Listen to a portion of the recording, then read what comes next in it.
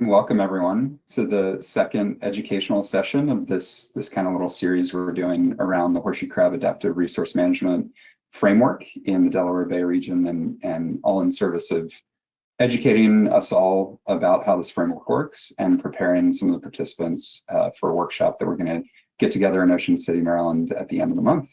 Thanks for being here. Okay, well, let's dive into what we're going to do today.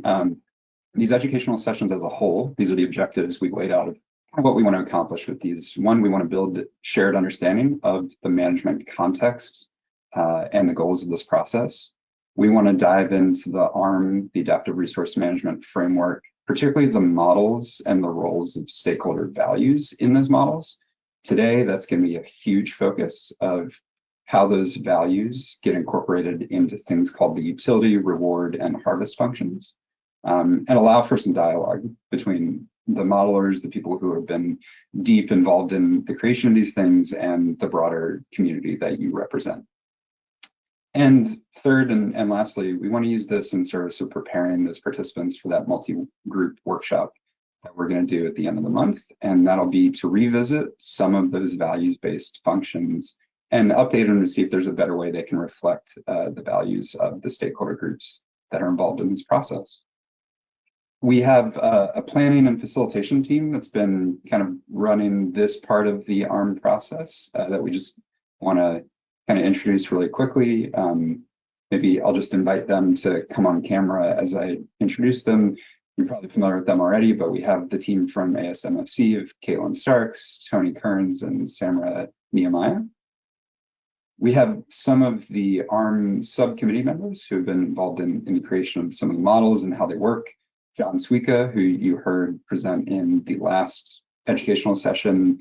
We have Jim Lyons of USGS and Connor McGowan of USGS as well, and Brian Neuse of Bird Conservancy of the Rockies. And you'll hear from Connor and Brian later today. And then Katie O'Donnell and I are facilitators from Compass Resource Management, who are kind of new to the ARM process, although we've heard a lot about it, but we are involved in facilitating and being kind of neutral third-party facilitators for this process and the upcoming workshop. Thanks everyone for jumping on camera. All right, so today, just a few things to cover. One big session really, after a bit of recap from what we did in session one and a bit of stage setting, we're going to dive into a discussion of those values-based functions in the ARM. Particularly, it's going to be structured around kind of the old version of the ARM and how they incorporated values, and then the new version and how those things have been updated and why. And then we're going to wrap up with a little bit of preparation on what's next for that workshop. And then also in that middle section, take a lot of Q&A, like we said. So that is the plan for today. And with that, I'm going to just keep it rolling here. So to go back to just broad level, what are we doing here? What are we talking about? A few key points we hit on from session one. First is, what is this adaptive resource management framework? We want to be really clear and remind everyone kind of what is the focus of this framework and what isn't the focus of it. So its key objective statement is this on the screen. It's really focused on managing harvest of horseshoe crabs in Delaware Bay to maximize their harvest, but also maintain ecosystem function and provide adequate stopover habitat for shorebirds and ensure that the abundance of horseshoe crabs is not limiting that red knot stopover population size. Some key kind of regulatory details of this framework is that the ASMFC Management Board is the decision maker of this problem and has authority over horseshoe crab harvest limits each year. Things like habitat conservation decisions are much broader and kind of fall outside of the purview of ASMFC. And also red knot recovery as an endangered species, of course, that's under the purview of the U.S. Fish and Wildlife Service. This kind of brings up kind of what we're focusing on and what we're not focusing on here. And in this particular process that we're doing right now to revisit the ARM, there's a few things that we've done in the past that we're not going to be digging into in this process, simply because we don't have time. those things are mainly the underlying population assessment, basically like the scientific models that have gone into this ARM framework and past management decisions. So what we are going to focus on is the relative values and priorities of you all that should be reflected in the ARM model. Again, focusing on those values-based components of the model and not the science-based components. Those things aren't totally separate. We know that there's a big tangled mess that's been talked about a lot, probably from some of you attending, certainly the people who you're going to hear from today who've been involved in this for a lot longer than I have. So we will kind of acknowledge those scientific-based components of the model that still need further thought. But we're gonna, as far as time management goes in this process, try and focus much more on the values-based components and put a pin in those science-based components. And we think that's still a valuable way to go, because adaptive resource management, as we'll talk about in a second, is all about iteration and learning over time. And things don't necessarily need to be absolutely perfect in order to still work well and make better decisions than we were in the past. So hope we can kind of embrace that. We'll do our best of keeping the focus of the values-based components of the model and sort of acknowledge those things that need to be revisited perhaps in the future. The last session, we showed this sort of visual representation of the ARM framework. And we'll talk more about it today, but we kind of, at the highest level possible, separated it into those kind of technical values-based components and the technical and science-based components on the left and the value-based components on the right. Last time, we focused a lot on the technical stuff, what data was going in, how we estimate horseshoe crab abundance now and in the future, how we estimate red knot abundance now and in the future. And we just left it with a little bit of connection of how that influences the values and decisions that come out of this model. Today, we're going to be all on the right side, talking about these different values-based components of the model. Some more recap from session one. Yes, we were separating things out into those two kind of broad bins of what is happening in the system versus kind of what we think about it. How satisfied does that make us? We acknowledge that even though science is always evolving, the ARM is using the best available science possible, and it's undergone a lot of independent peer review and updates where we incorporate new science as we go. And so far, the predictions of it have been pretty good and pretty aligned with data that we're seeing come from those predictions. And then a key thing that we'll return to a couple times today is that the harvest recommendations of the ARM, what it's really trying to maximize is not short-term gains, but long-term population conditions and harvest outcomes in the Delaware Bay for horseshoe crabs and red knots. It's really focused on the long-term and maximizing that and those sustainable conditions in the Delaware Bay.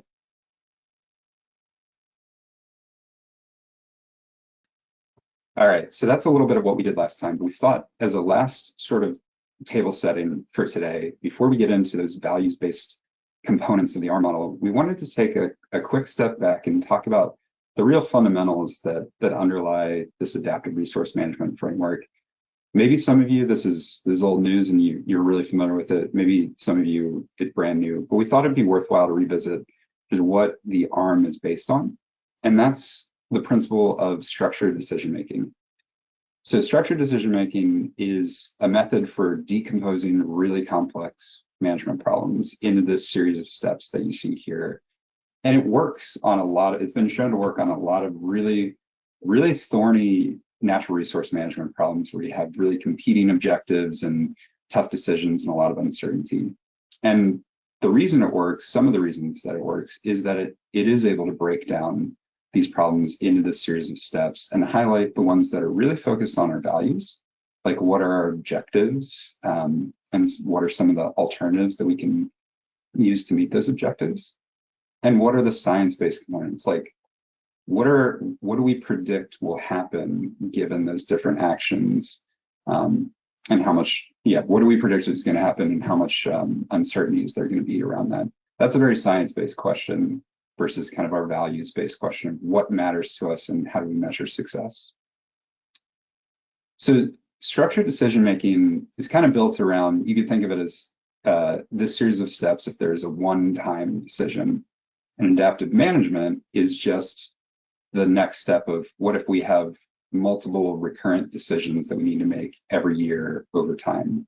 And so adaptive management is just the iterative process of going through this again and again to make decisions each year. And that's what the Delaware Bay arm is really focused on. It's implementing different harvest decisions every year. And it's all about this step of learning and updating our predictions as we get new information. So the adaptive resource management part of this figure is the arrows, where you go back and you update different components of this based on new information that you're getting. And in this particular process that we're doing, it's really interesting because we're going back and actually kind of revisiting some of the objectives and values-based components of this, not just the science-based components. So just drawing a few more connections in this wheel and what the ARM framework does. The decision context, that's ASMFC harvest management decisions for horseshoe crabs. The alternatives are sort of a range of harvest quotas. The consequences are those predicted outcomes of different population levels given different alternatives, and that's what we covered in the last educational session.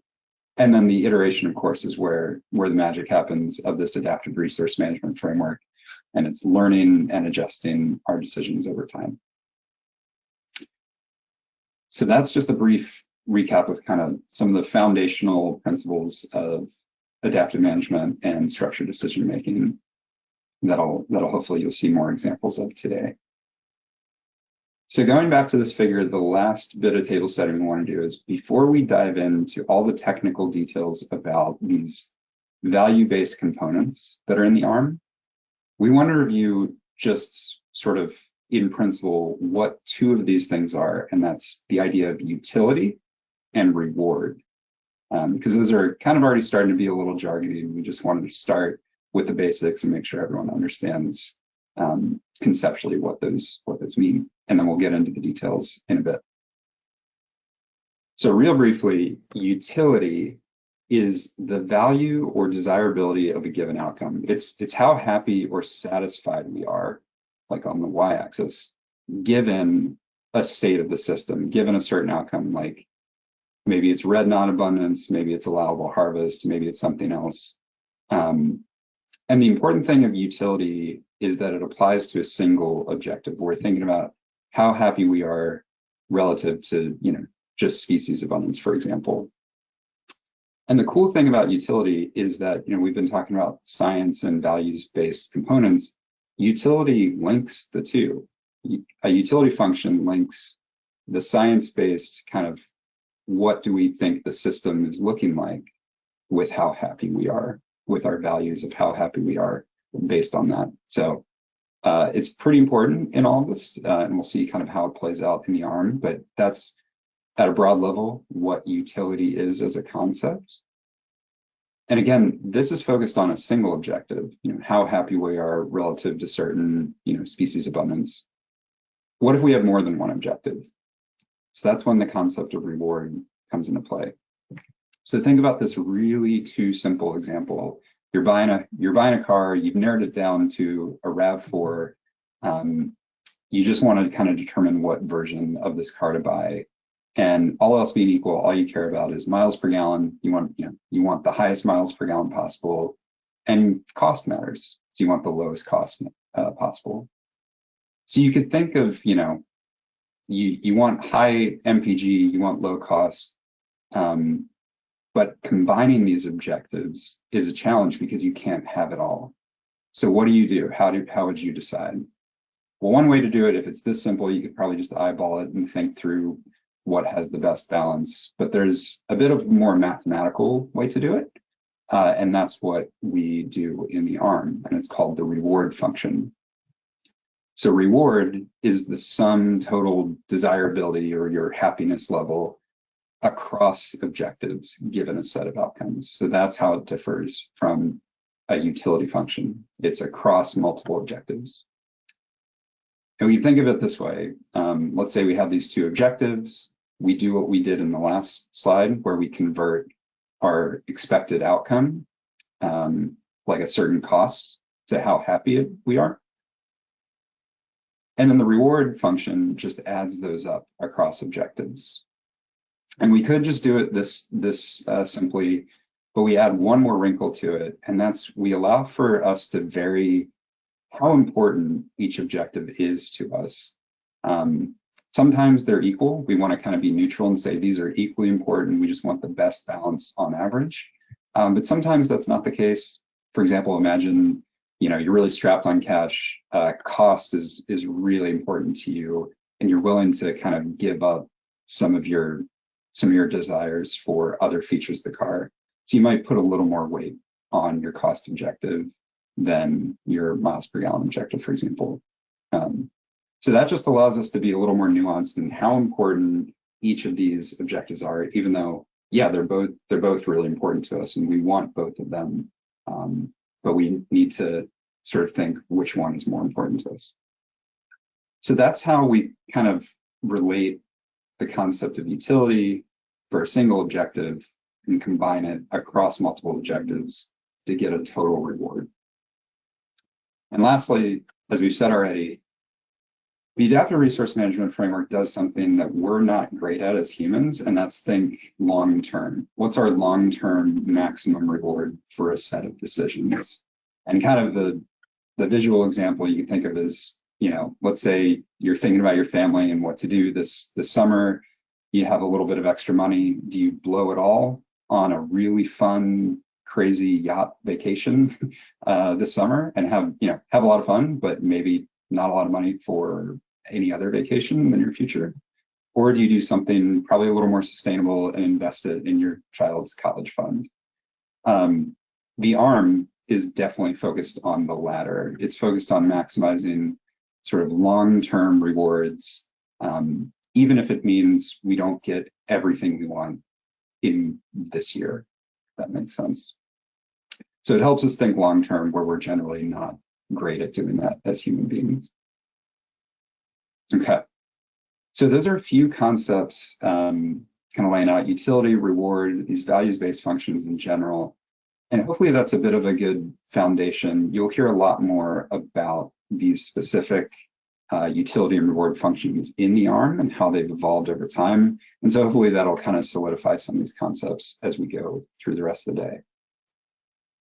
So I'm going to turn it over to the real experts now, and we're going to hear from Connor McGowan to talk about the old ways, the old version of the ARM and how it was developed. And then Brian Noose is going to talk about how the ARM has been updated and how those different values-based components look now in the new version. So with that, I'm going to turn it over to Connor.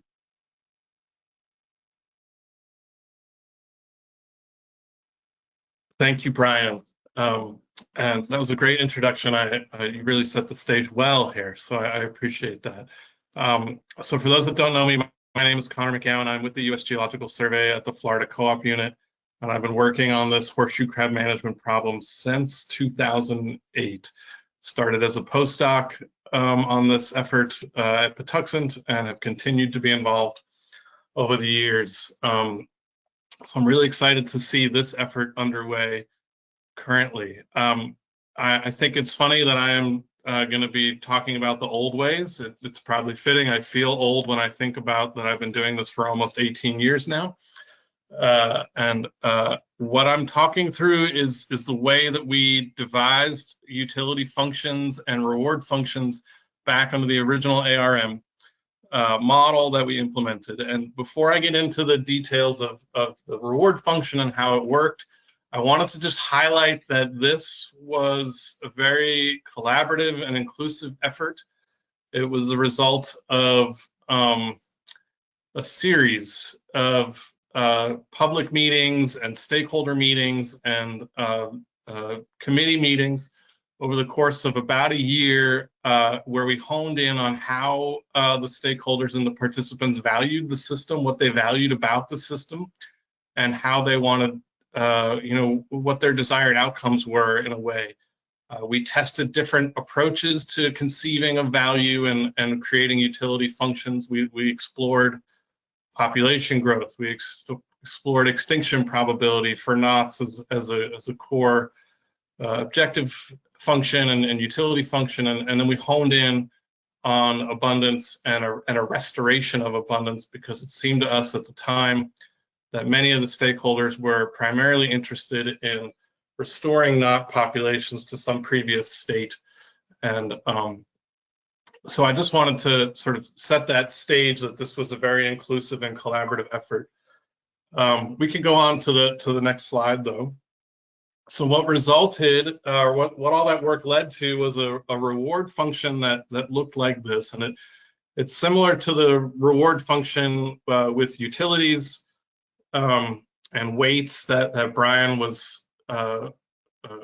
exemplifying a few slides back, except we treated the utility a little bit differently here, in that we used the utility functions to basically set up constraints on how the system would be managed. And so what we end up doing is having a reward function that highly focuses on harvest. That's where the reward comes from.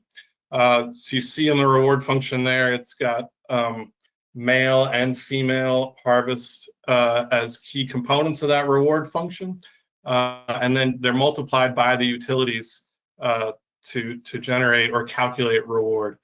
So we'll talk about how we devise those utility functions within that, and we're going to start with the female utility, as we highlight in pink if Brian clicks the next slide button. There you go. So we'll walk through the female utility function development and how we treated utility in the system with the next slide.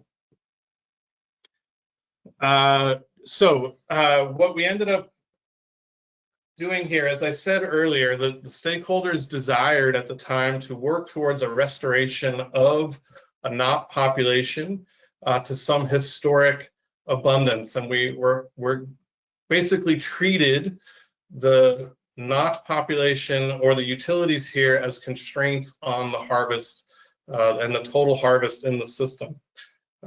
And so yeah, you can put those thresholds up there to exemplify. You can do both of them. I'm going to start, the slide is laid out with the female horseshoe crab utility function on the left and the red knot utility function on the right. I'm going to start with the figure on the right here, just to for points of narrative, I guess. As I said, one of the ideas here was to restore knots to a historic abundance.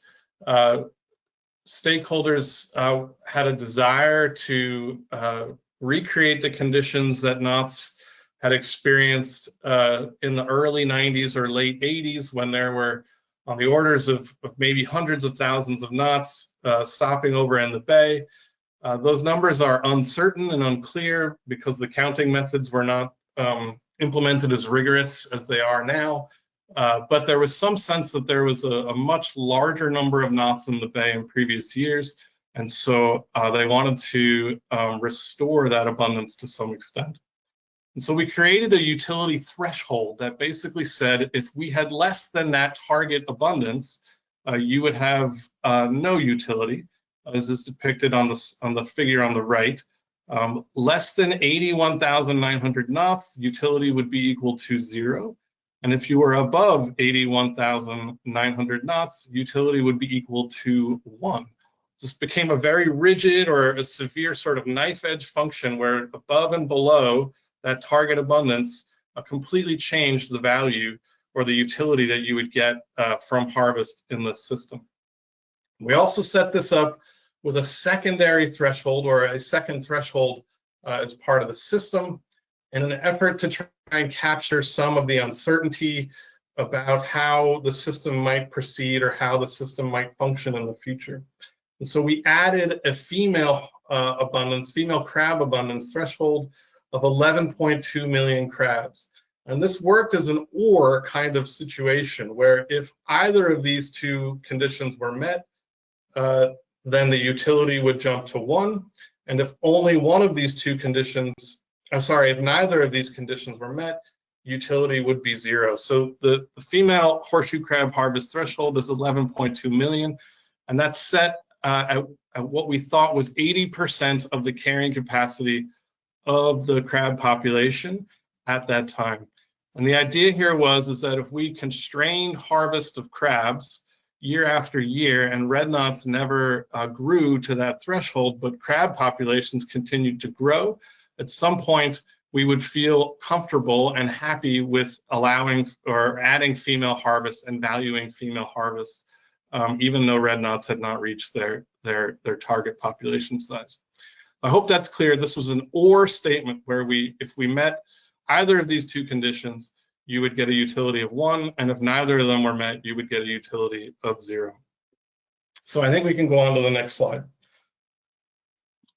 So within the reward function, we then, in an effort to sort of weight the female value versus the male value, we added a multiplier of 2 into this reward function.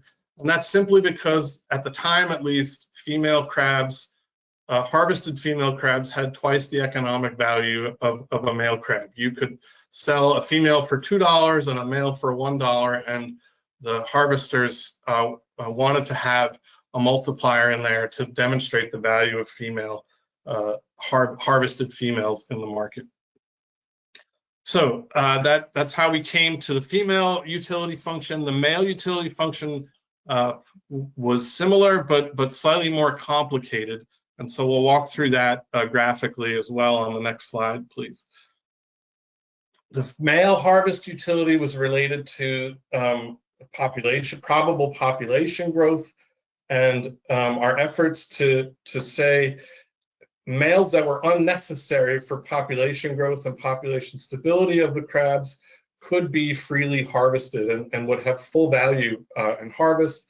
If males were necessary or needed to maintain population growth and reproductive rate, then we would have less value for harvesting those males.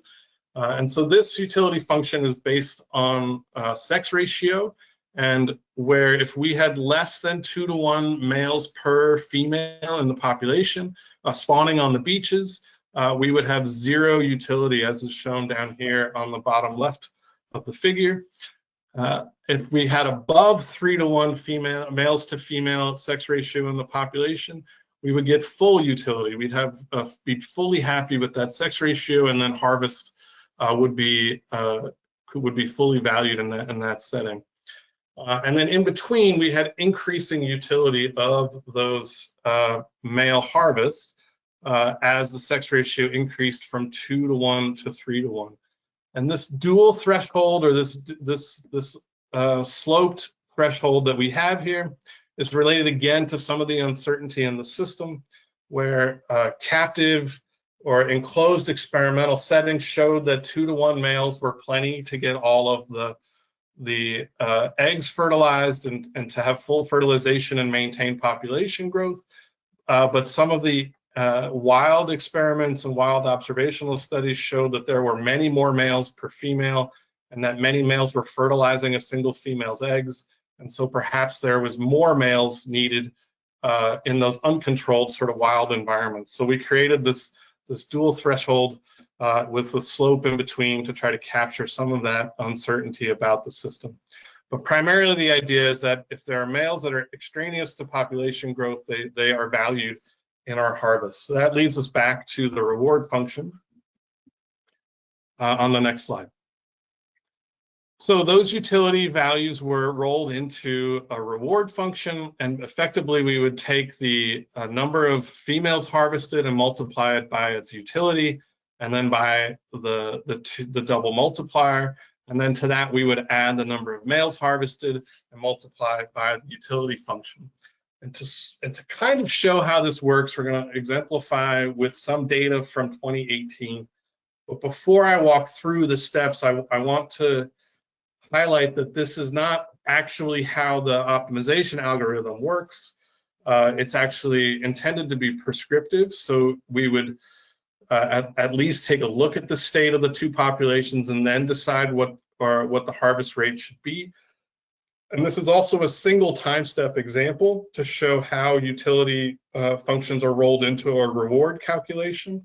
And Brian emphasized this a couple of times, and I'll say it again, that the actual optimization looks at many, many time steps put together, not just a single time step for a single decision. So we're trying to optimize over many, many, many years in the algorithm, but this example is just through 1 year to show how the utility worked.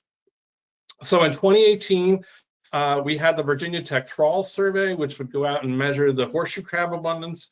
And at that time, we were doing the mark recapture-based, Jim Lyons' mark recapture-based abundance estimates of red knots. And at that time, the estimates for the population were 21.4 million males and 6.6 million females, and 49,405 red knots were in the population. And the ARM Adaptive Management Program recommended a harvest package of 500,000 males only and 0 females.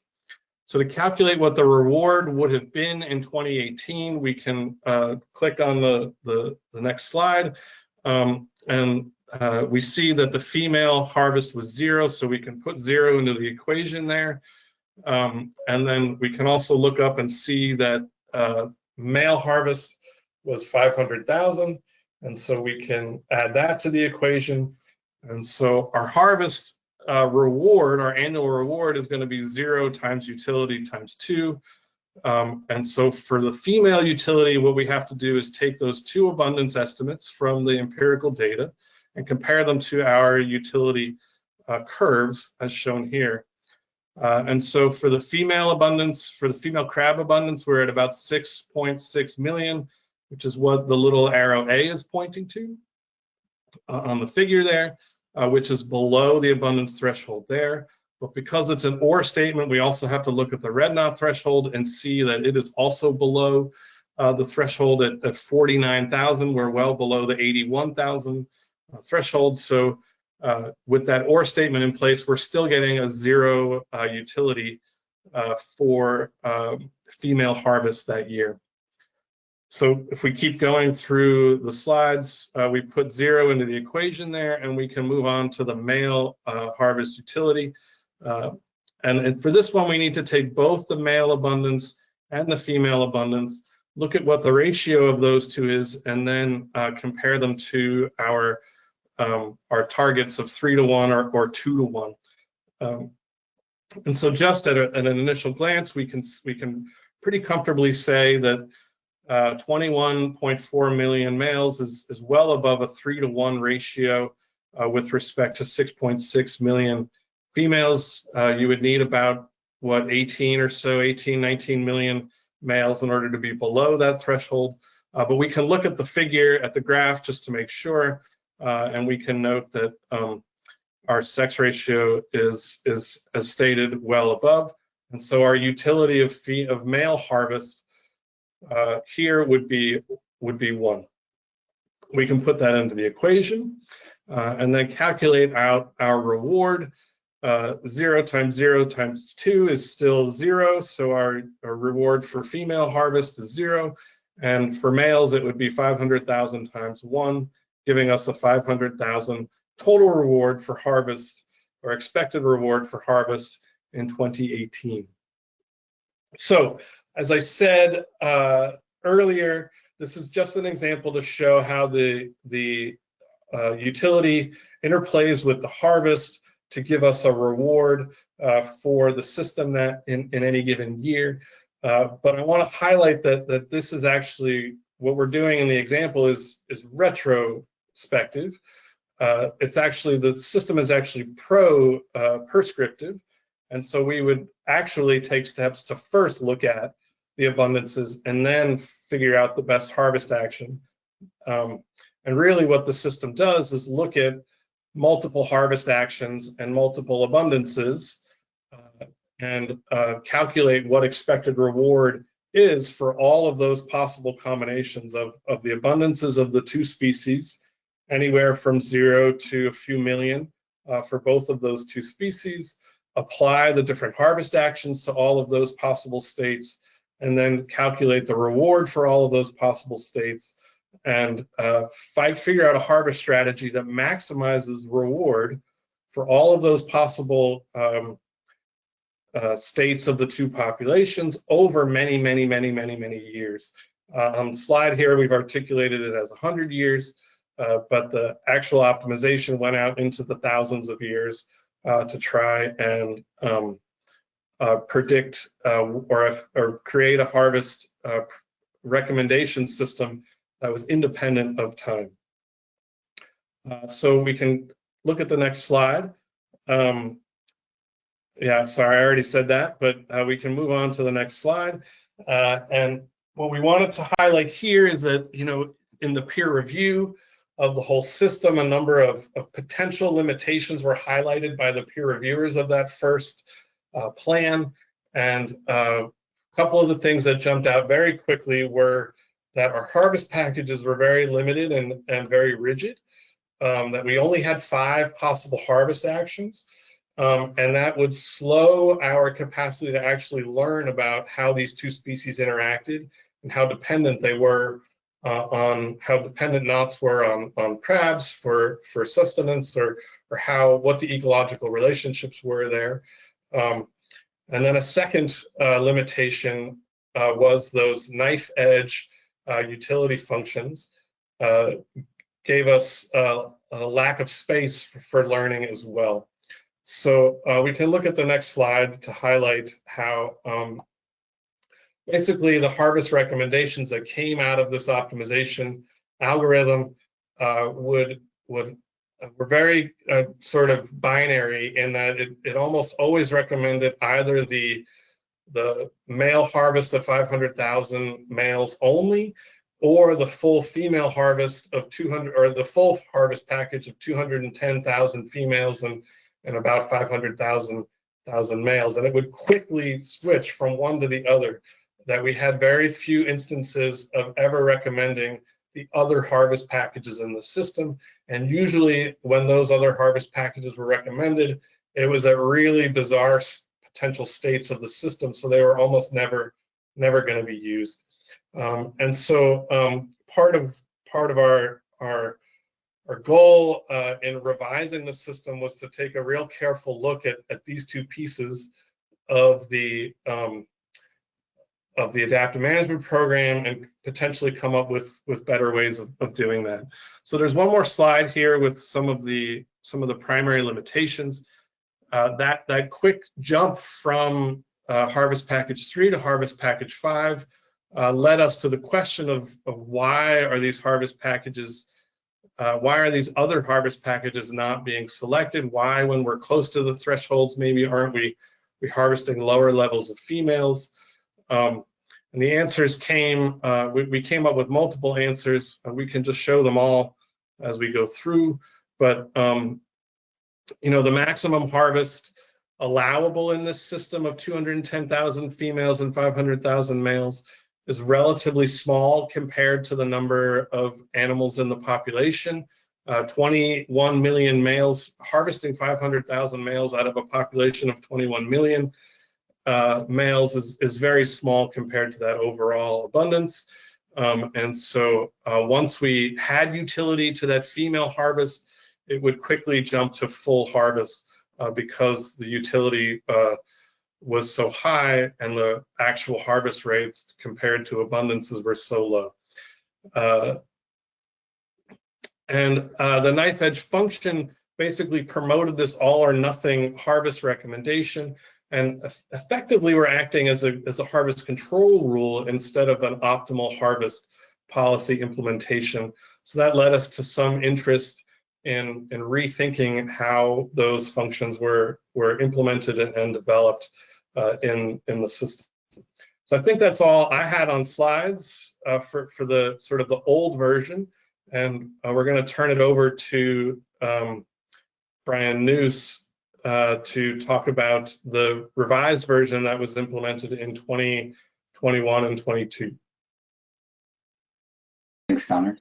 Yeah, before I turn it over to Brian, just wanted to kind of say we're throwing a lot of content at you. We know this. Some of what Connor just presented will be kind of emphasized in this section as well, so we'll be able to revisit it. But again, if you have kind of questions that are coming up as you go, feel free to enter them in the question box, and then we'll have plenty of time to discuss them at the end. But for now, we'll keep moving on to Brian. Thank you, Brian Crawford. Hi, everyone. My name is Brian Noose. Currently, I'm at a nonprofit called the Bird Conservancy of the Rockies, where I'm a researcher, data analyst. And I joined the ARM effort in, I guess, around 2020 or so as a postdoc to help with the revision that Connor mentioned. I guess we can just continue on. Okay, so we've seen this schematic a few times now, and just want to emphasize, this depicts the revised ARM the way it currently is set up, and we're talking today about the right side of the figure. Utilities at the top, the reward, and the harvest policy functions. Okay, so just to mirror how things went with Connor's presentation, we'll start with the reward here, where the question we have to address is, what is the relative value of horseshoe crab harvest and red knot abundance? Okay, so similar to the old version here, we have the reward is a function itself of the horseshoe crab and red knot utilities. And again, those utilities represent how satisfied we are with the particular components of what I'll call the system state, which I guess is sort of jargony, but it encapsulates kind of all the things we need to know about the system to use the ARM to understand whether we're satisfied or not. So we need to know about both horseshoe crab and red knot components of the system in order to calculate this reward. You'll notice that the form of this function here has the horseshoe crab bait harvest, which in the light blue there, and the red knot abundance utility in the dark blue. And they're added together, but then there's a third term as well. And in that third term, the two are multiplied together. And so both of these utility values can range from 0 to 1. And so we'll talk about what sort of the upshot of that third term is, I think, on the next slide, maybe. Oh, again, yeah, so just to emphasize here, we use this reward, we calculate this for every year in the simulated time series going forward from time to, in this case, 100 years. We're simulating the system. And so we can calculate a reward for each year, but then the sum of 100 years is the total reward for that particular simulation. Okay. Okay, so the reason that we want to add this third term here is to, we can call it, say, a multiplier effect for the two utilities. This is functionally sort of it's like adding a bonus to the reward, and we can get some value from this bonus term when both the horseshoe crab utility and the red knot utility are not 0, when they're above 0. Functionally, what this term does is it encourages the. Hey, Brian. Yeah. Sorry, I'm just going to cut in for a sec. You're, I don't know if you could switch to a different microphone or something. We're just getting some kind of feedback, or it's a little garbly. Okay.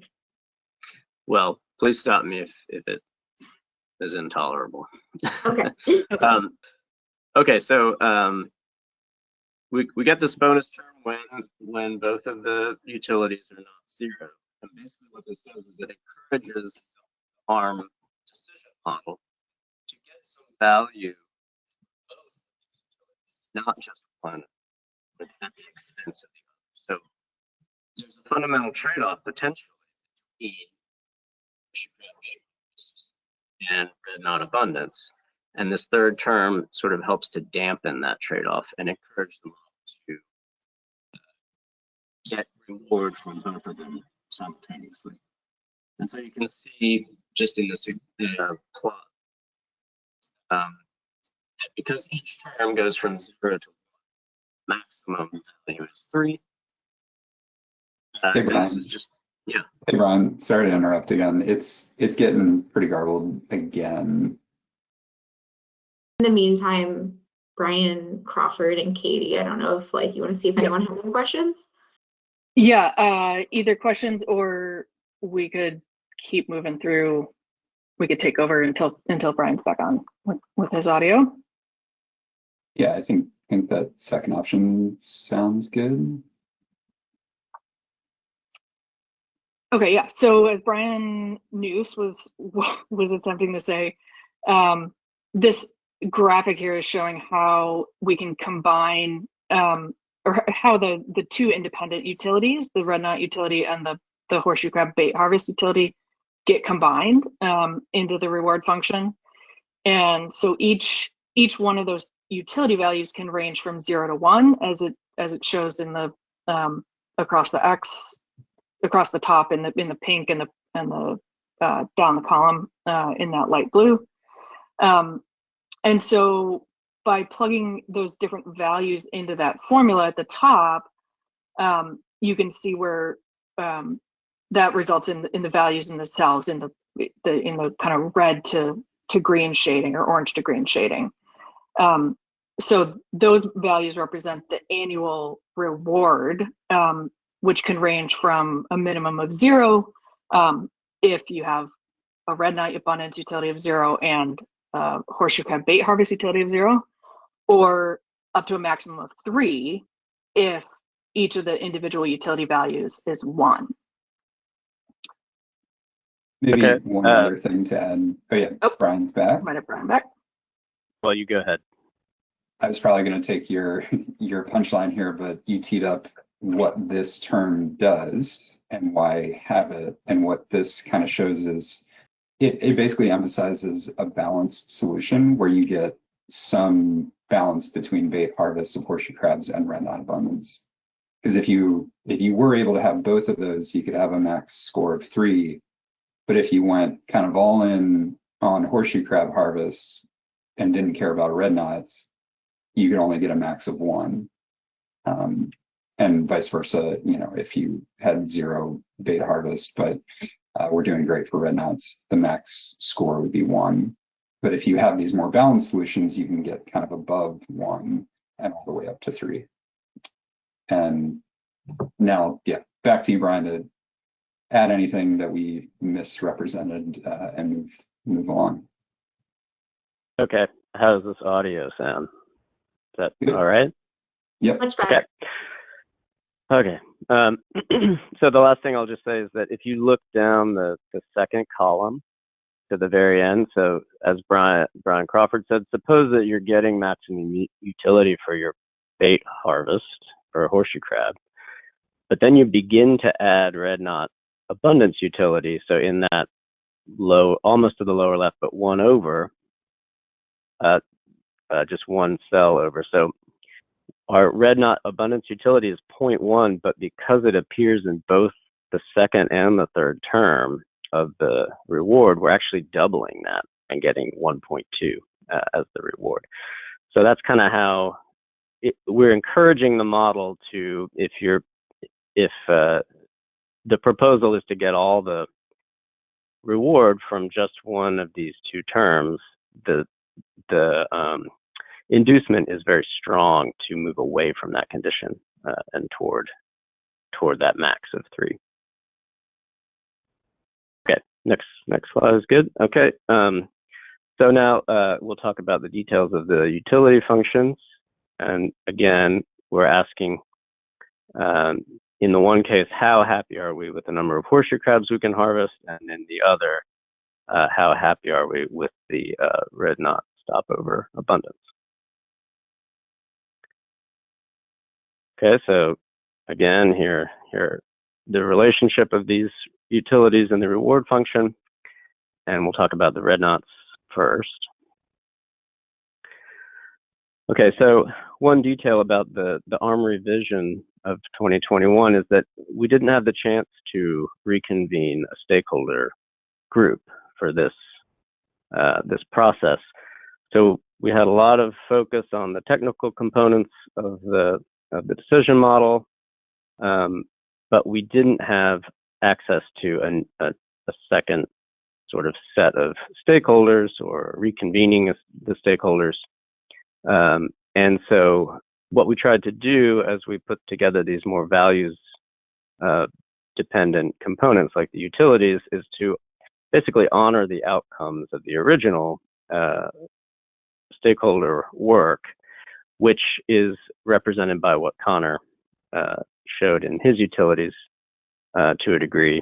And so in particular for the red knots, we retain that threshold of 81,900 as a value after which we should have maximum utility. But to sort of encourage or to use best practices for the optimization routine, we needed a function that would rise more gradually from 0 to 1. But we didn't really have a basis to say, to change the shape of the function all that much. So what we decided to do was to say that when we get to 90% of that previously established threshold, then the function would begin to rise and we become more satisfied very quickly until we get to full utility at that threshold. So, you know, this was just sort of our, in a way, a compromise between the technical needs that we saw for the decision model and the fact that we didn't have stakeholders there present to ask, is this the right move? And so this is one of the decisions that we're definitely going to focus on in the workshop. What is the shape of this curve actually? How does satisfaction or happiness change as the red knot abundance in the bay changes? Okay. Brian, sorry to interrupt. Just wanted to add, you had mentioned just before anybody asked, the reason you didn't have access to stakeholders is because of COVID, right? Right. It was 2020 or 2021. Yes, that was a major. That was one of the main reasons. Yeah, just wanted to mention that.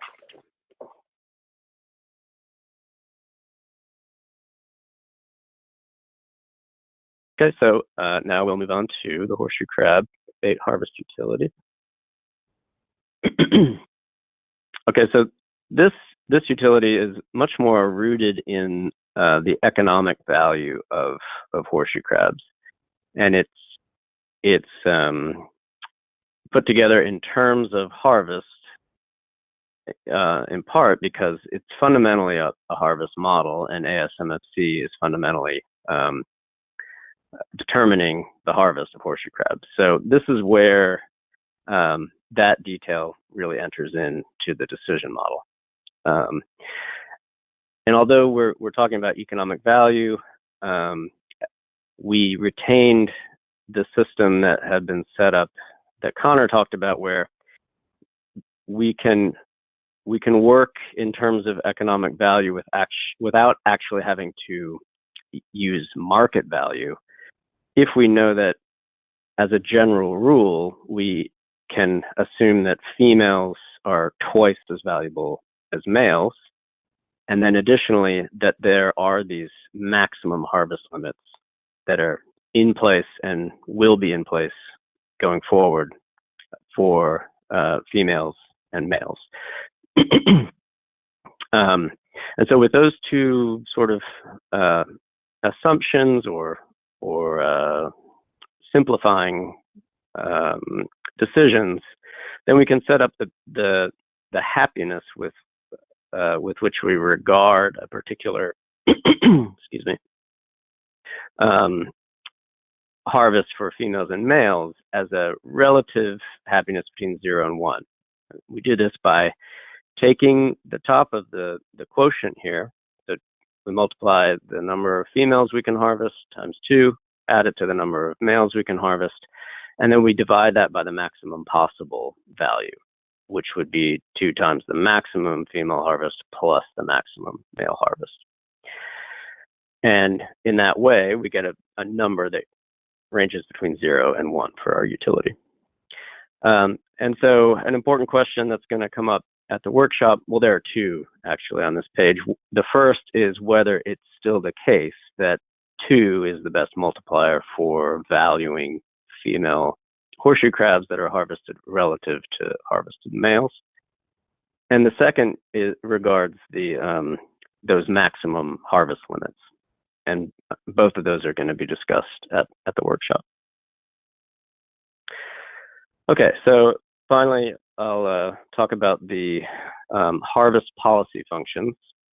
And so here we're asking, given the population size of horseshoe crab and red knot, how many horseshoe crabs, both males and females, should be harvested? This is like the answer for the entire ARM framework. This is kind of where all the arrows point to. This is the product of the optimization part of the decision modeling process. And so this is an important thing to dwell on for a little while. Okay, so what do these harvest policy functions do? Again, they're going to give us our recommendation based on the state of the system this year. They're going to provide our recommended harvest for males and females. And the sort of scope of these functions is the entire range of possible harvest recommendations. They are sex specific, and they are in reference to the maximum harvest values, 210,000 for females and 500,000 for males. Again, those numbers were discussed and settled upon in the original ARM framework development. And again, this is what we solve for when we do our optimization step of setting up the ARM framework. Okay, and in general, really by design, the recommended harvest levels are going to increase as horseshoe crab and red knot populations increase.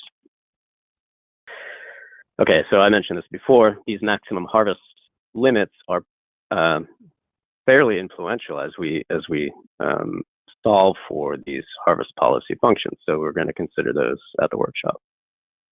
Okay, so I said that this is the answer that comes out of the optimization. We're not going to go too deep in the weeds on how that works today, but maybe if we go through an analogy just to show an example of how optimization might actually be used in your everyday life without you sort of calling it that, and then what the analogous steps would be in the ARM framework. So if you're going on a road trip, you have a starting place, point A, and we're trying to get to point B, and nowadays we use our mapping software. We used to use a paper map, and we're trying to get there as fast as possible. There are a lot of decisions to make along the way to figure out that route. For horseshoe crab, okay, I'm gonna go down first before I go over. Okay, so yes, for horseshoe crab harvest, we're trying to maximize the sustainable long-term harvest of horseshoe crabs, and we want to make sure that red knots persist in their stopover sites at the Delaware Bay. We got constraints on our road trip.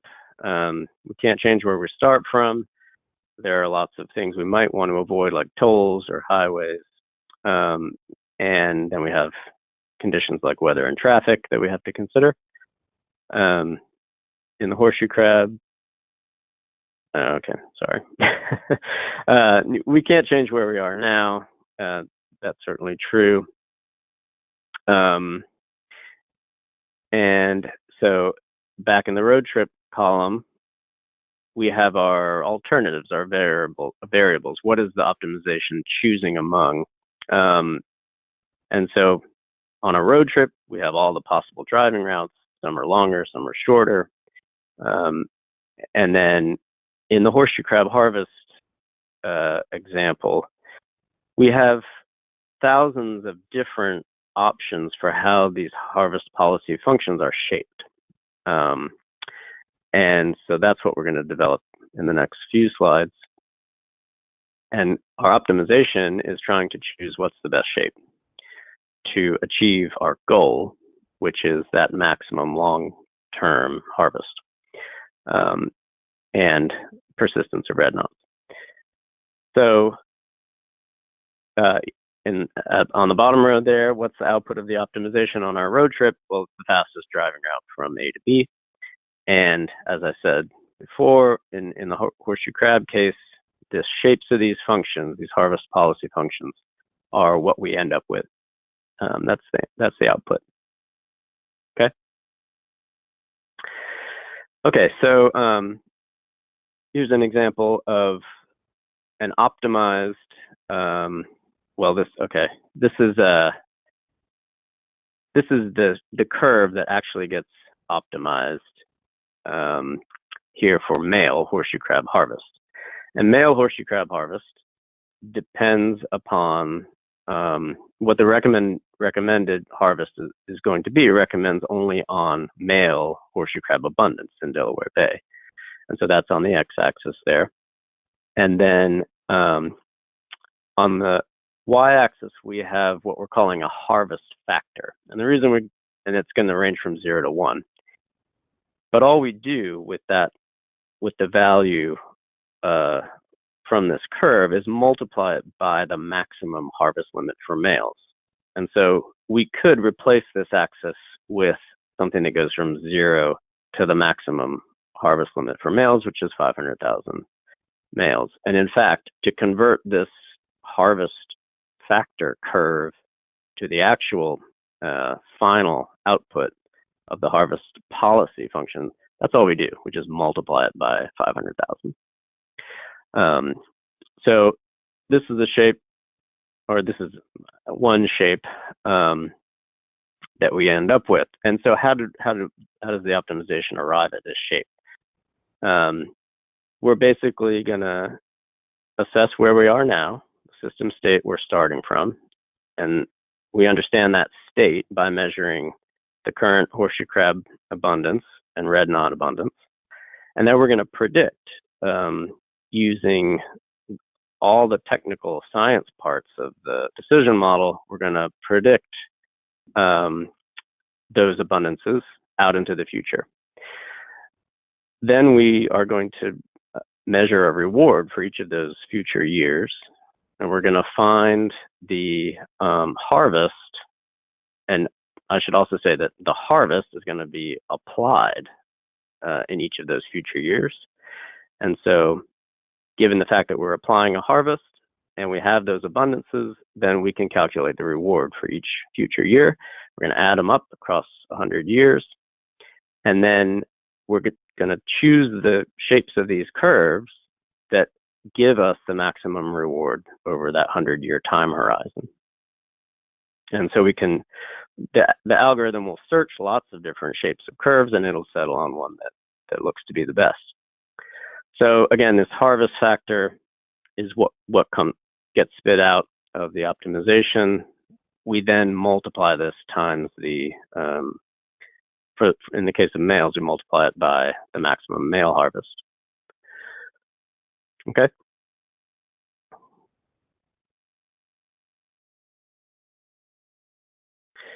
Okay, so we see that male harvest factor curve on the bottom, but for the female harvest factors, we actually have two different curves that are input into that final value between 0 and 1. We're not going to talk about exactly how they're combined right now, but the point is that both of these curves are output from the optimization. And so on the left, we have red knots on the x-axis, the abundance, and then the female horseshoe crab harvest factor is on the x-axis or y-axis. Likewise, for the female horseshoe crab harvest factor, we have female crabs on the x-axis, harvest factor on the y. These two are then combined in a way that we're not dwelling on right now to come up with a final value for a given red knot abundance and a given female horseshoe crab abundance of that harvest factor between 0 and 1. Okay, so how do we use the harvest policy functions once we've built them and we've gotten the optimal shapes for them? So recall that each year we're going to estimate the horseshoe crab population size, and we're going to estimate the red knot stopover population. And the horseshoe crab population size is sex specific, so we have males and females. And so we're going to basically just plug those values in to the functions, these harvest policy functions, and from that we get a recommended harvest for males and females. Okay, so here is how those functions stand, the optimal functions. Now, on the left here, you'll see the male harvest function, harvest policy function. It looks just like that male harvest factor function because, again, for the males, it's fairly simple. We're just multiplying the harvest factor by the maximum harvest limit of 500,000. And so it goes up smoothly and fairly quickly to maximum harvest, about 10 million males or so.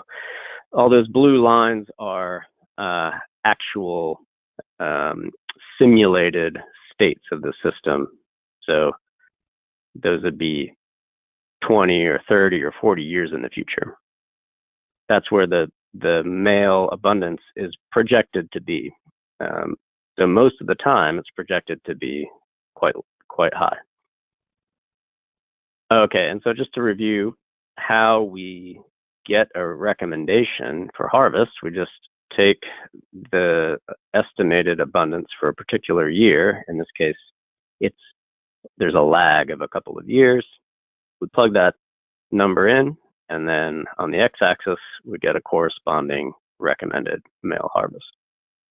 And so that's how the male recommendation comes from the curve. For females, because there are these two states of the system that influence the recommendation, we have a three-dimensional plot here, a surface.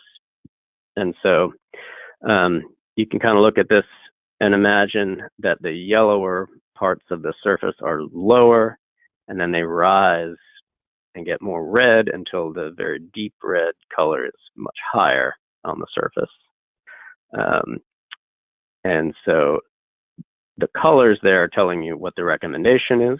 The x-axis is the abundance of red knots, and the y-axis the abundance of female horseshoe crabs.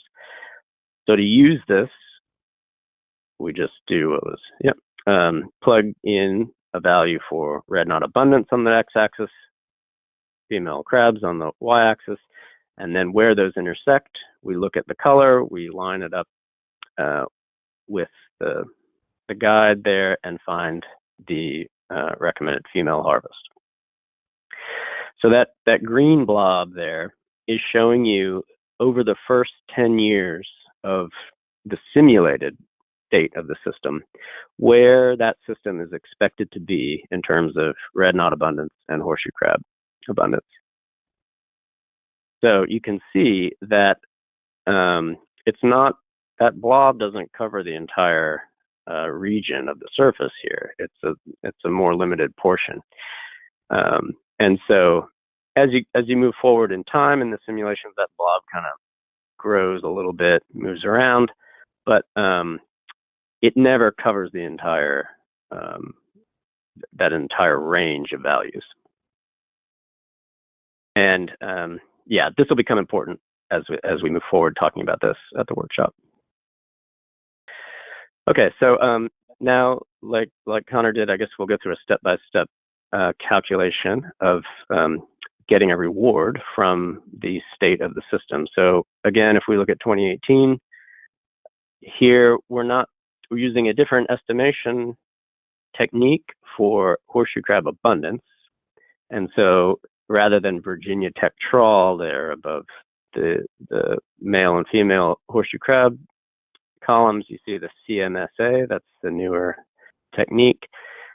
And so in this case, the estimate is 37 million males, about 12 million females. The red knot's about 47,000. And under the revised arm, the recommended harvest is 500,000 males, 150,000 females.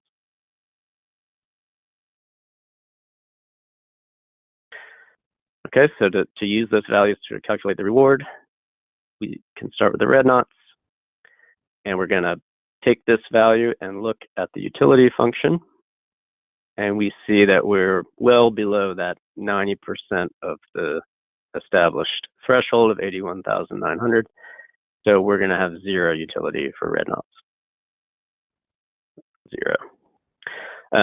For horseshoe crabs, because there is some harvest, we're going to have a non-zero value here.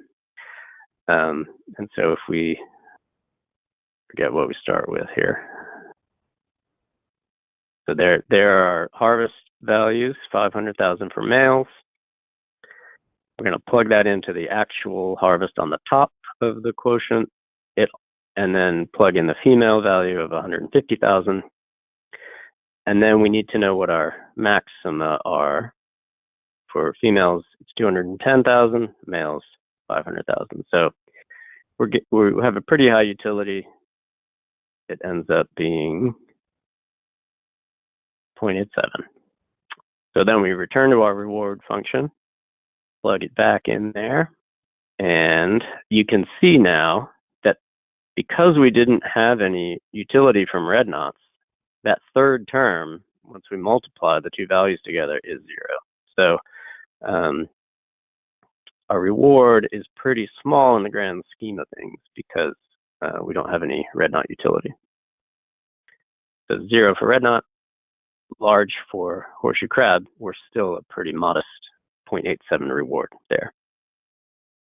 Okay, so now just to go through and summarize those differences that we talked about side by side between the original and the new revised arm. Here again are the reward functions. In the old system, we have harvest and a sort of constraining utility for males and females in the reward. For the revised arm, we have only utility featured in the reward, but they have this interaction or multiplier term that's unique to the revised version. So the utilities, again, these had these sharp thresholds for the old version of the arm, and in the new revised version, we don't have such a sharp threshold anymore. In the horseshoe crab case, we actually have a pretty smooth function because we have this ratio of actual harvest to the total possible harvest that governs our utility. For red knots, we took a similar looking function, but it's a little less of a pure step function or knife edge function. We relaxed that a little bit to say that some utility would be available at 90% of the threshold. And so to look at the harvest policy functions, in the old arm, we have these sort of like step all or nothing kinds of changes once we hit certain thresholds that Connor talked about from HARP, and there are a number of reasons why that happens. But one is the use of those harvest packages rather than a smooth, gradually increasing harvest factors that go into the harvest policy for the revised version. So here we have much smoother functions, and they end up working better actually for the optimization, the way that we're doing it now, to have things be smooth like that. Okay, so take homes from this. First of all, I shouldn't use my computer for audio, I guess. So sorry about that. So the ARM framework, again, we're dividing it into these two components. One is technical, which we use to understand the state of the system and predict that system state going forward. And then the other part is values-based.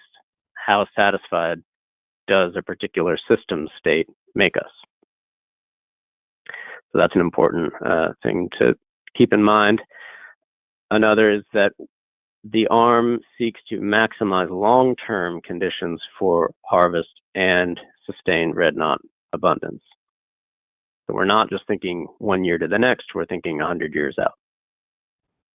And then, so the revision has some benefits over the old system. And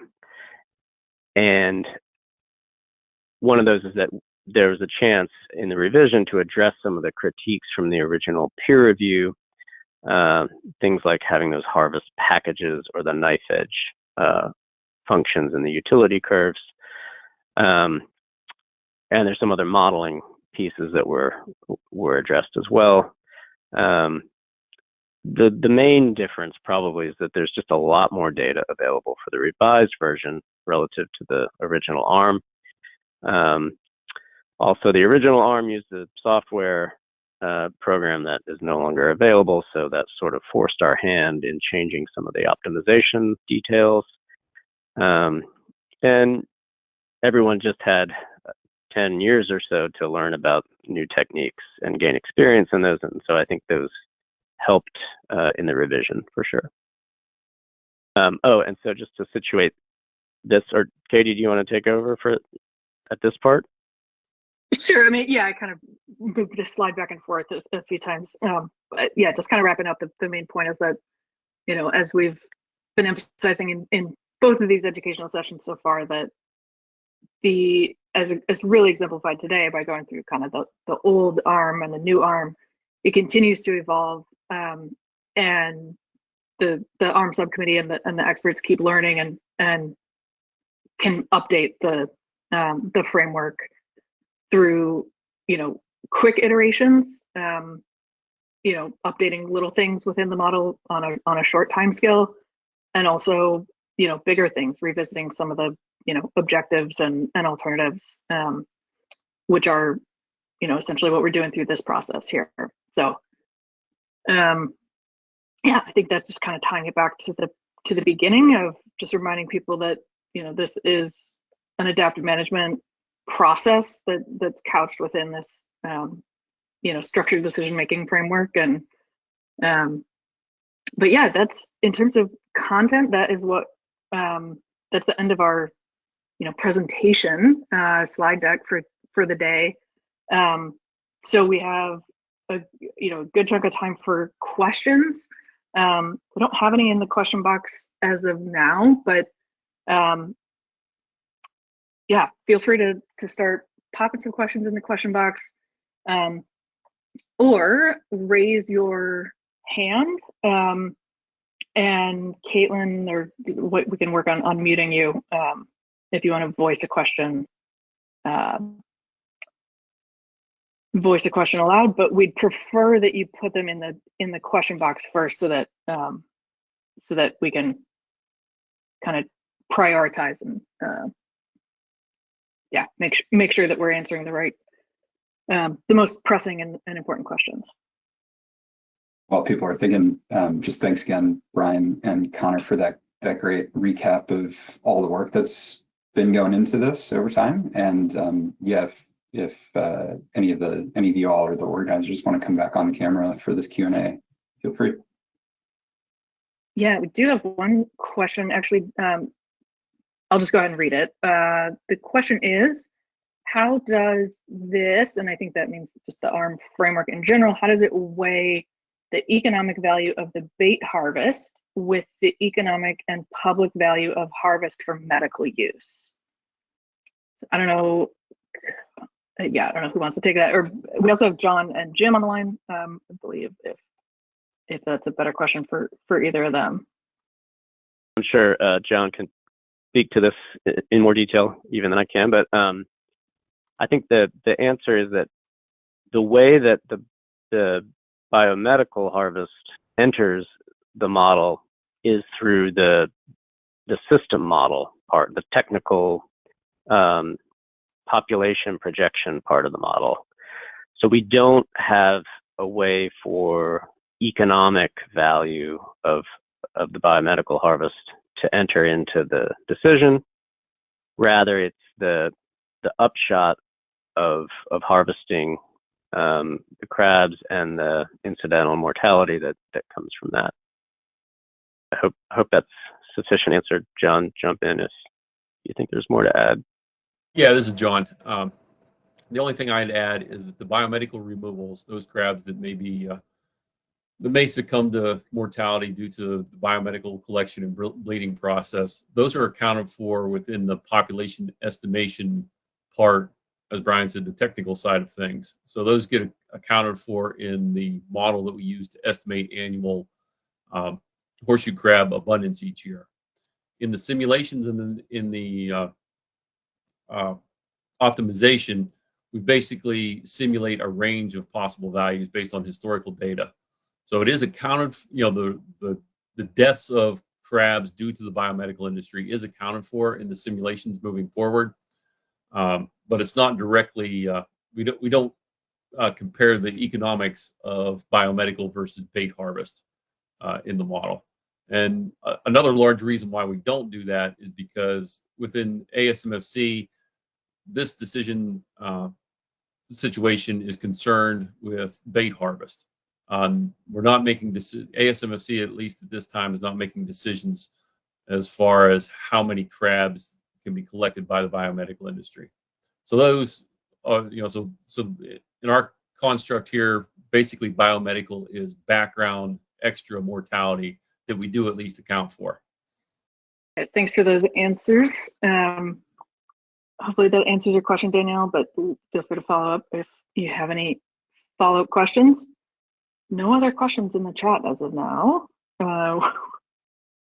which is a bit surprising given went through a lot of, fairly technical information and certainly expected at least a few questions on that. But yeah, anything we can do to kind of prompt questions. We want to make sure that especially those of you who are going to be participating in the workshop at the end of this month, or kind of have the background that you need and understand sort of where your input is going to be feeding into this whole framework that we've been talking about. Somebody else, put a clarification in the questions actually that about the biomedical use, just clarifying that biomedical is not, and I think John may have said this, but biomedical is not currently capped or regulated by ASMFC. I think John said it wasn't regulated, but it's also, there's no cap. Okay, here's another good question. Kind of a nice general one. So thinking about utility and reward functions, if other values are factored in, and sorry, I'm having trouble. If other, maybe these are two separate questions. Are other values factored in? And why not? If not, why red knot and bait harvest are the two that were settled on? Is that clear? Sorry, I was having trouble reading the question. Maybe Connor, I might send that one to you first. Yeah, that's fine. It's a good question, and you can incorporate many factors into rewards and reward functions and develop utility curves for a number of them. There's honestly not a limit. I've done decision problems with dozens of components that have their own utility curve. We here did not include those in the reward functions from the get-go, in part because of the decision framing of this being an ASMFC decision focused on horseshoe crab harvest. So that was the component of the horseshoe crab part of the system that we focused on, was the harvest as their utility. Some of the language of the original objective statements, and Brian Crawford read a version of the objective statement at the beginning of his presentation. The idea is to try to convert those objective statements into sort of measurable attributes of the system that you could then use to manage effectively and create utility curves around those measurable attributes. I forget the wording of the exact statement here, but I do know that it talks about ecological integrity. The original version talked about ecological integrity and providing resources for migrating shorebirds. We focused on knots, red knots back in 2009, et cetera. Using red knots as there was key concern for that species, and it was eventually listed as endangered, so it became, increasingly important. But we use red knots in a way as sort of an umbrella species to capture all of the needs of the shorebirds in the system. The red knots are one of the larger ones. They have one of the further migrations. They have some of the highest energetic needs, and so they became the focus, primarily because they could serve as sort of an umbrella species for all of the red knots and all of the migratory shorebirds. I think I said all of the red knots, all of the migratory shorebirds utilizing horseshoe crab resources on their way north. So that's kind of how we honed in on red knots, specifically as a representative and a very sensitive representative of the overall ecosystem and the overall ecological interaction between crabs and the migrating birds on their way north. Yeah, sorry, I was way too slow to put up the objective statement, but I think you hit all those points, Connor. Yeah, I'm happy to deal with follow-ups, and others may have other perspectives or more to add. I don't want to cut anything off. All right, next question. Let's see, from Stuart Potter. Is there any data put in the ARM model for unobserved mortality, specifically pre-mortality estimates from trawl and dredge fishing, not bycatch mortality? Sorry, and then Stu, if you want to clarify your question, feel free to come off mute. You said pre-catch, okay, not bycatch, but pre-catch. Okay, who wants to take that question? Maybe. Yeah, I can take that. So pre-catch mortality, essentially those things that we don't quantify, either catch as bait, removals or collection and subsequent mortality due to the biomedical harvest, or those things that are being caught as bycatch in other fisheries and then discarded, and obviously depending on the gear may suffer some mortality. Things not in those categories essentially are lumped all into natural mortality. So other, crabs get old, they just reach senescence and die. Some obviously we get stranded on the beach. All of that other excess unquantifiable mortality can really be thought of as being rolled into natural mortality, which is included in all the population dynamics modeling, also within our catch multiple survey analysis model that we use to estimate the population each year. Of course, there's always been the question of illegal harvest, but again, if we had an estimate, an empirical estimate of that, we could also include that as well. So hopefully that answers the question. Yeah, thanks, John. Stu, feel free to pop something in the question box if you have any follow-ups. Next question. This is a good one because it's really core to what we're going to be doing at the workshop. Question says, please clarify. Repeatedly, you talk about how quote unquote satisfied we are with horseshoe crab bait harvest. Satisfied by what criteria? think you tell us, right? Yeah, yeah, essentially. I was thinking maybe actually, Brian, you could go to your car buying slide, like it's or the utility slide. Yeah, so I think this is maybe a good one to, or a good visual to look at when answering this question. When we say satisfied, or we say, happiness score, really all this, yeah, that's another way of saying utility, which is, we realize is a bit of a jargony, kind of cold sounding word. And so we often say, satisfied or happy, just to I don't know, to better explain what we really mean by utility. And the criteria, as Connor, kind of off the cuff said, it's based on your own kind of criteria, really. It's your values. So this might differ among individuals. It will differ among individuals, right? Like if you're trying to link, how happy you are with the different gas mileage of those different cars, maybe somebody might be that gray line there.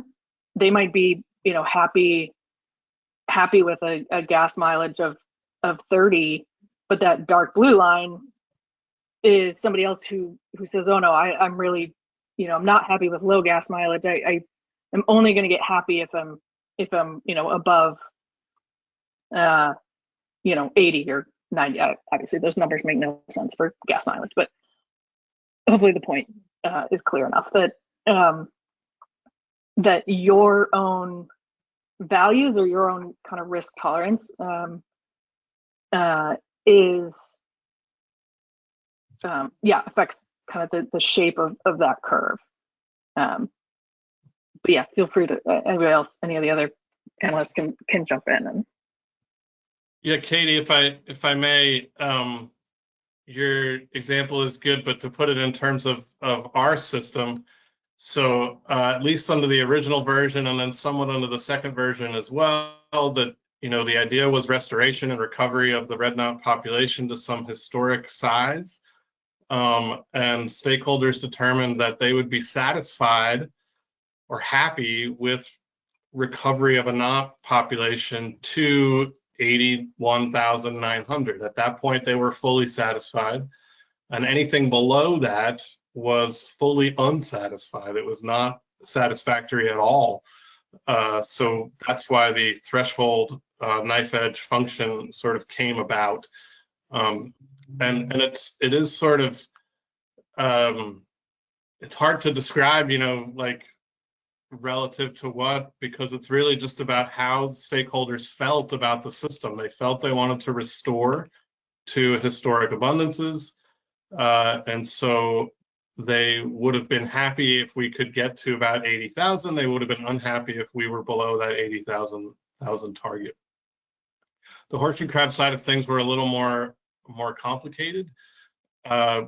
Those thresholds were satisfied with red knots as part of the factoring in. They felt at the time that they would be satisfied with harvest if horseshoe crab abundances had reached 80% of carrying capacity without red knots reaching that target size.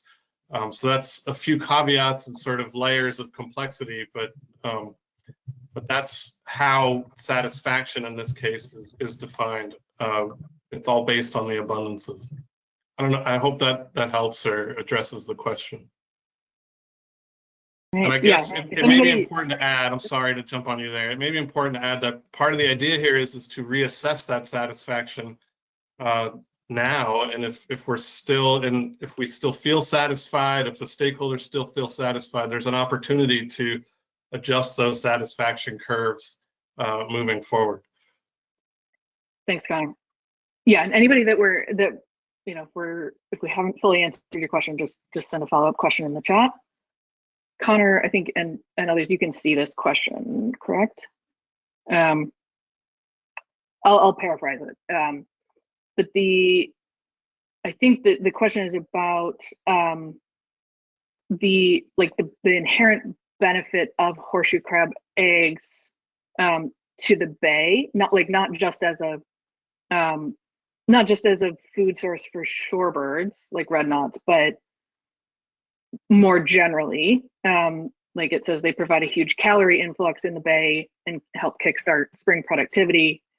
So more from like an ecosystem perspective, I think. It says it's also valuable to other managed fisheries. Is there an opportunity to add that value into the reward or the utility function? I guess my first cut, I would probably say Connor, and then maybe Brian, you feel free to take a crack, or John as well. Katie, I'm sorry to do this. Can you restate part of that? You said I should have access to it, and I was fiddling with the controls to try to read it, and I don't have access to it. Oh, you don't? Okay. So I missed what you were saying. Yeah. Katie, it's Danielle. I can ask the question if that's more helpful. Oh yeah. There you go. Okay, sorry. Yep, go for it. Thanks for answering all my questions. I appreciate it. So I was thinking about how Menhaden is managed, and they have a forage value in their model for the value to other fisheries, and I was wondering if the horseshoe crab eggs, since they also have a forage value to other fisheries in the Delaware Bay, if this was an opportunity to add that as a value into the reward utility function. Sorry, I'm sick. I see. I think that we in the past have viewed the horseshoe crab eggs as a function of the number of females in the population. You know, and our system models apply, at least they used to. They don't.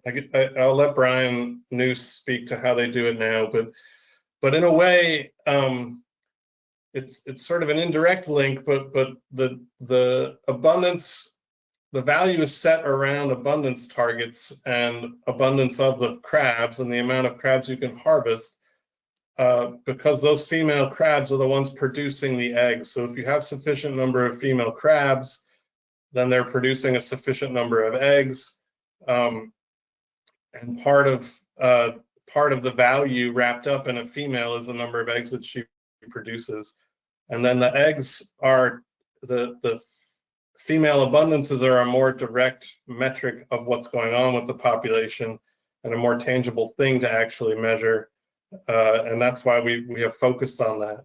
I don't think I would outright in any way say like, oh no, we can't do a forage value component to the satisfaction curves or to the utility curves that we put together.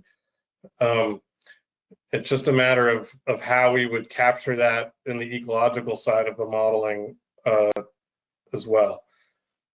Yeah, I'd say that. Sorry, this is Caitlin. I just wanted to add on to that. Okay. In response to the part of the question about whether this is an opportunity to add that into the utility function, I would say I don't think it is, just because it would involve a new stream of data that we don't currently have access to. So this process isn't something that we can do that during, but it is something that, as Connor was saying, is possible. It's just not something that we can do during this process. Okay, yeah, I mean, I was just going to speak more generally to say about the same thing, which is that, you know, if we're looking at one of those utility curves, what's on the x-axis there of that utility curve should be something that we can both measure about the system and predict into the future. And if we can't do those two things in a way we feel confident about, then it's hard to incorporate that into the reward. That's an interesting point, if I can follow up what you just said, Brian. So the assumption is that if there are enough female crabs in the system, then they're producing a sufficient number of eggs. Has that assumption been backed up by measurable data? Well, the way that we have dealt with that question in the revised arm is to relate the time series of red knot abundances, and not just the abundance itself, but a model that is predicting the number of recruits each year into the red knot stopover population to horseshoe crab abundances at the appropriate time. And so in that way, we are making up for the fact that there's difficulty in predicting the number of eggs. And so we felt comfortable, given the sort of confidence we had in that bird model, which is an integrated population model, that it was operating the way we liked, that it could more directly tie the abundances together of birds and horseshoe crabs, with the understanding that the known mechanism that one would influence the other, that crabs influence the birds, is through the eggs themselves. Does that answer the question? I think it answers why it is the way it is now, for sure. Yeah. Okay, yeah. I'm sure we'll be talking more about this as time goes on. Danielle, for your other question, I think it's pretty straightforward. I put up this slide, and your question was around the 2 value, and if it's added like in the weight of bait fishery versus red knot, and the short answer is no. The weight given to each of these is 1 to 1 to 1, basically.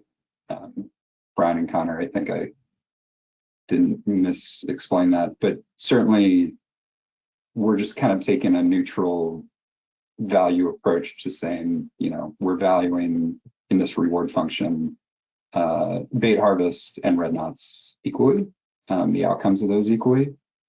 The 2 to 1 is the weight of the economic value of female horseshoe crabs to males, and that kind of is embedded within just this box. Okay. Perfect. Thank you so much. Thanks for answering all my questions. No problem. Thanks for asking them, Danielle. I appreciate it. All right, back to you, Katie, to organize us here. Yes, I think I'm gonna jump to Brett's question, which is the reward function impacted by a growing horseshoe crab population while the knots have remained relatively flat over the past, he said 2 decades or decade or 2. Brian or Connor, you want to take that one?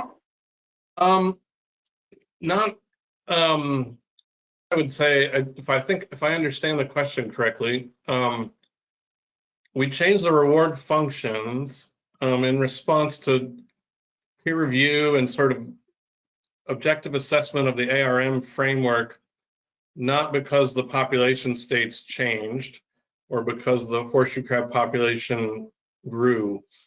We kept the reward function and utility functions of the original ARM framework in place until about 2021 or 2022. I forget which year it switched over. Because the opportunity to revise the ARM framework arose, new software had come into place to make it possible to do this revision.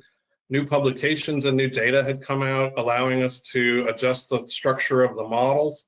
So the changes in the reward function was in response to sort of software needs and analytical emergence, new data and new publications.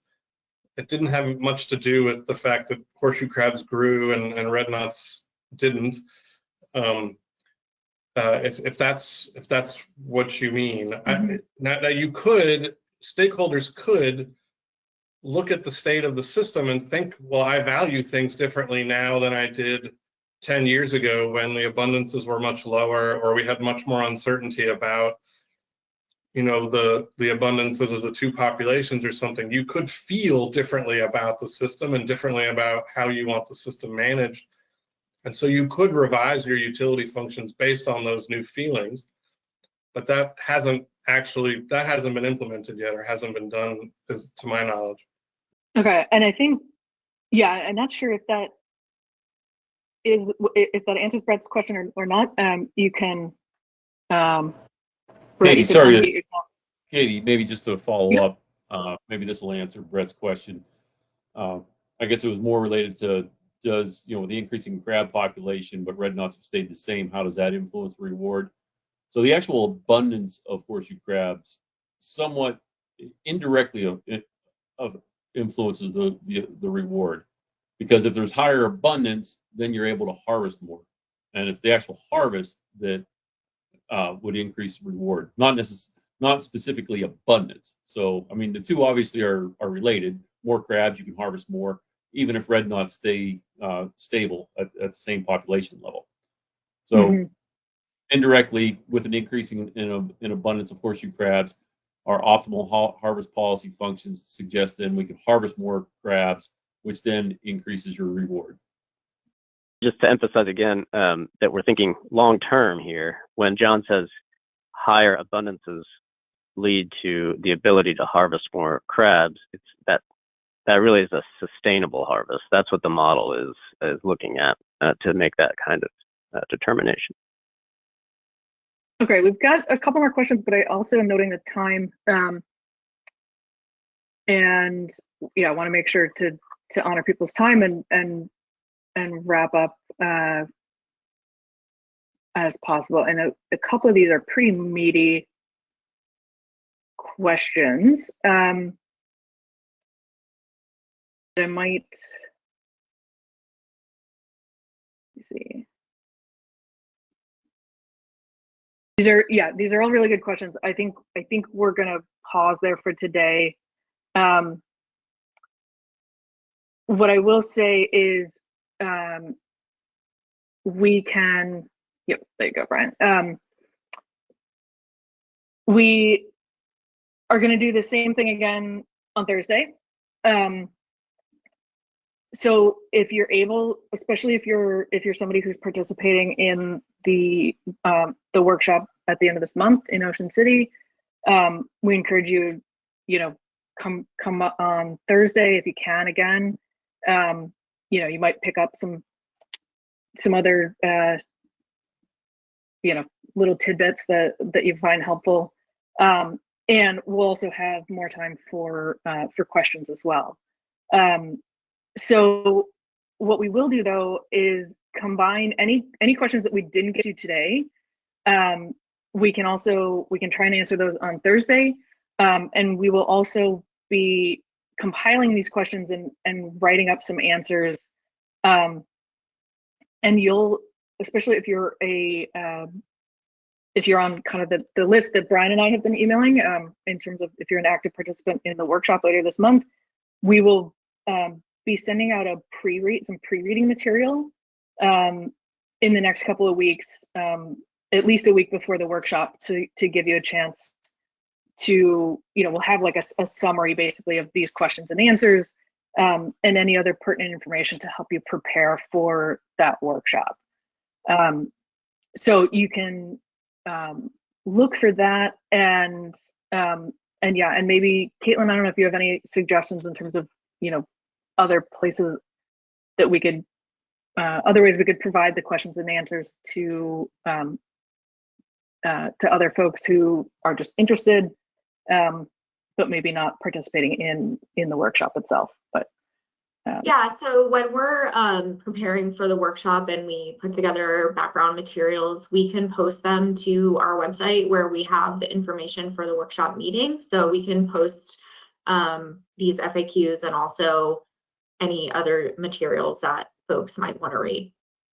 So we will be putting out,